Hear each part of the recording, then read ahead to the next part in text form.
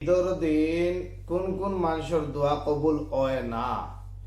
আমরা জানি যে ঈদের দিন আল্লাহ তাআলা দোয়ারে কবুল করেন, তবে ঈদের দিন 8 শ্রেণীর মানুষ, কোন জায়গাত লেখা হয়েছে 5 শ্রেণীর মুসলমানের দোয়া কবুল হয় না।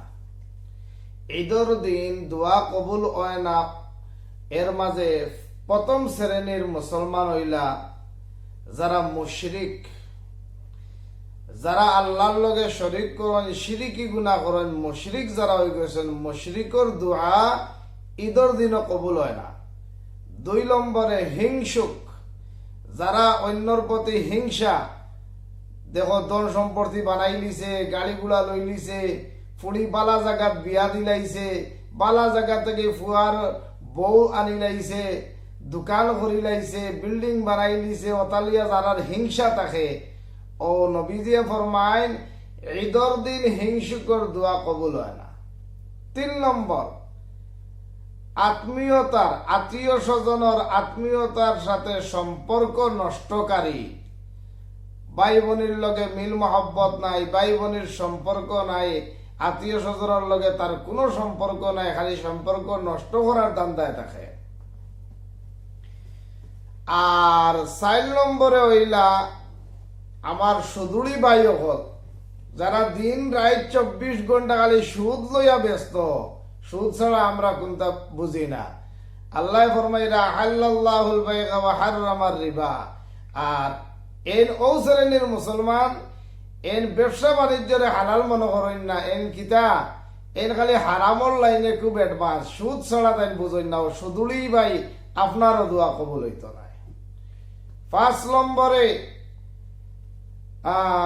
এর 12 নম্বর হইল গিয়া যারার উপরে মা বাবা নারাজ, মা বাবার না ফরমান ছেলে মেয়ে, তাদের দোয়া কবুল হবে না।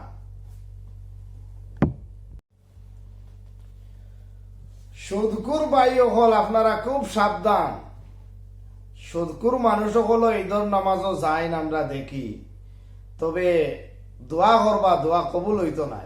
আপনি সুদ থেকে যতক্ষণ তওবা করছেন না যে আল্লাহ আজকুর থেকে আমি আর সুদ দিতাম নাই, সুদ খাইতাম নাই, সুদর দ্বারা খাসাত আমি যাইতাম নাই, ওলা যদি খালিস মখলিসে তওবা করিলেন তে আল্লাহ আপনারে মাফ করে দিব, আপনার দোয়ারে কবুল করব।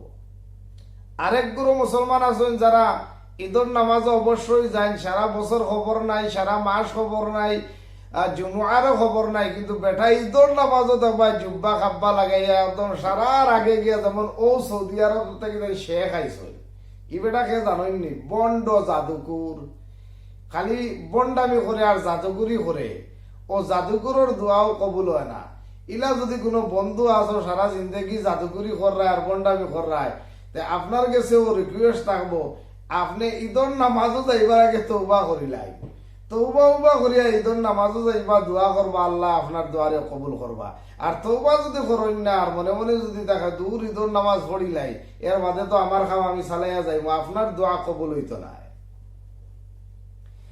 আরেক গুরু মুসলমান আছেন এরা ঘুষখোর, এরা টেকা পয়সার লোভ পড়িয়া ন্যায়রে অন্যায় বানাই, অন্যায়রে ন্যায় বানাইলেন। এক জাতর দলাল হল আছেন, দেখো মাথার টুপি উপি হলতা আছে, দাড়িও আছে, এত তসবিও আছে, কিন্তু বেটা ঘুষর কারবার ছাড়ে না বউ। ইলা যদি কেউ তা হয়, আপনিও ঈদের নামাজে গিয়া দোয়া করলে দোয়া কবুল হইতো নাই। আপনার দোয়া কবুল হওয়ার লাগে শর্ত হইল আল্লাহ আমার জিন্দেগিতে আমি আর ঘুষ খাইতাম নাই, অন্যায় রে ন্যায় বানাইতাম নাই, ন্যায় রে অন্যায় বানাইতাম না। আল্লাহ আমার তামাম জিন্দেগির আল্লাহ ঘুষ করির গুনাহ খাতারে মাফ করে দেও। ওলা খালিস মখলিস নিয়তে যদি তওবা করিয়া যায়, রব্বুল আলামিনে আপনার দোয়ারে কবুল করব, তওবারে কবুল করব ইনশাআল্লাহ।